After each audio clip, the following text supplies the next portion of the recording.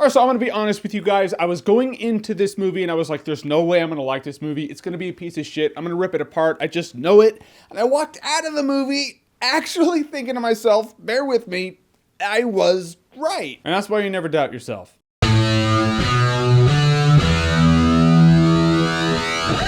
The Smurfs 2. So the Smurfs 2 is the sequel to the Smurfs, which I never did a video on because I was like, you know what? I'm taking one back for myself. I'm not gonna watch the first Smurfs movie, so I never saw the Smurfs 1. However, I never got the feeling, even after watching this movie, that if you haven't seen the first Smurfs movie, this experience is gonna be completely ruined for you. You know what you need to know. And in the Smurfs 2, you have the Smurfs and they're in Smurfland. Gargamel's in our world. He's a magician because everyone's like, oh, he turns people into frogs. He's a great illusionist. So he gets a lot of money to play these big gigs, but he still wants to wipe out all the Smurfs and take over the world. And Gargamel has his like bad, devious Smurfs. He calls them naughties or little gray Smurfs. Smurfette was one of those at one point, but Papa Smurf turned her good, and now Gargamel's like, I'm gonna turn Smurfette bad again. And so now we have the Smurfs 2. I appreciate the elements in it. Neil Patrick Harris, great. Charlie from Heroes, I know her as Charlie from Heroes. I should know her as her actual name, but I know her as Charlie from Heroes. Yeah, I'm a professional like that. Brendan Gleeson's in this movie. He doesn't know why, but he's in there. I even had a Papa Smurf Pez when I was a kid, so I'm like, why wouldn't I like this movie? The answer's simple,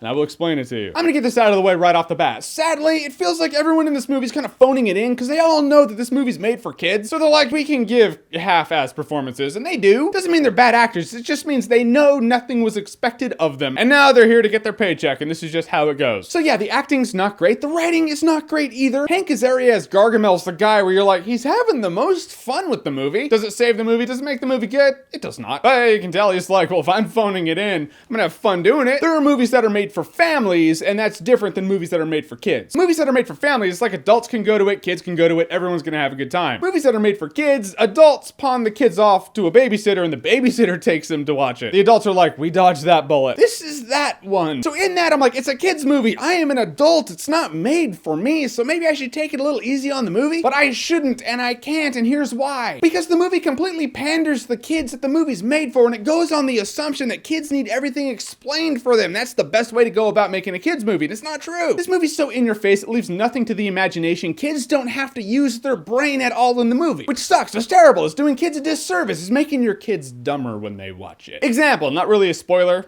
It's kind of whatever. So Smurfs 2, are you really concerned with spoilers? This is just one example off the top of my head right here, but there are a lot of others in this movie. The big thing in this movie is family and what's important. And it has a parallel in there. There are a couple of different family issues happening in the movie. So when Papa Smurf and the Smurfs go to save Smurfette, a smart movie would be like when she's like, oh, you came for me. Maybe Papa Smurf can like, you know, do that thing, the finger on the chin thing where he's like, of course. And maybe she looks up and has a tear and they hug. And you get the fact that the important thing is family and they both understood that in that moment. And then kids will be like, oh yeah, oh family, I get it. But they had to use their brain for a second to connect A to B and be like, why did he, oh, yeah, family. In this movie, Papa Smurf will be like, of course, because we're family, and that's what family does. In which case, it's explained to kids what the thing is, and so kids don't have to use their brains. It's just explaining the entire movie to kids. And that's what every take in this movie is. Everything is just explained to kids. There's nothing that they have to use their brains for. If you don't spoon feed the answers to kids in the movies and you force them to go, oh, hey, I need to piece that together, then they'll have to do that. And maybe they won't piece everything together because they're too young, but they'll watch the movie a few years later and be like, oh, I didn't catch that when I was younger, now I caught that now. And that has replay value and relevance, and it holds the test of time. This movie has none of that. They have all the answers the first time they watch the movie, no matter what age they are. It just bums me out. I'm not saying kids need a mental test when they watch a movie. There is less enjoyment in a movie when everything is just given to you at face value. That's what the Smurfs 2 does. Everything's at surface value, just simple dialogue, simple jokes. Like the movie was written in crayon by a 3-year-old. It's a movie that you turn on when you have a family get together so you can just plug the kids in and the adults can go smoke cigars and drink brandy or wine, get trashed, and just forget the fact that they're parents for a couple hours. And will it work? Yeah, it will. For like 2-year-olds. 2-year-olds will lock into this movie just fine and be like, I'm entertained because I'm 2 years old and that's enough for me. In fact, if you put this movie on to shut your kids up for a couple hours and just entertain them mindlessly, and you have access to any other kids movie around or Netflix, you have failed. You have failed them. Just pray to God none of them become president. There is a scene in this movie that actually put this movie into perspective for me. Here it is. There's a scene where Azrael the cat's just perplexed with his laser pen. Someone's shining a little laser pen and he's trying to get hit the dot like cats do, but he can't. Just like Azrael the cat. Kids will see this and they'll be entertained because it's there. It's just there and it's entertaining them because it's motion on a screen. There are much better kids movies out there. If people have not completely shit on this movie, it's because of one scene and one scene only. And the scene is, actually this might be kind of a spoiler, but are you really concerned? The scene is the baddies and Gargamel are trying to get Smurfette, you know, to kind of turn to the dark side. There's a scene where the Smurfs are on the other side of this window and she finally gets a little wand and she's like, yeah, it's good being bad. And she starts shooting laser bolts and their hearts break. They're like, oh no. And she blows out the window and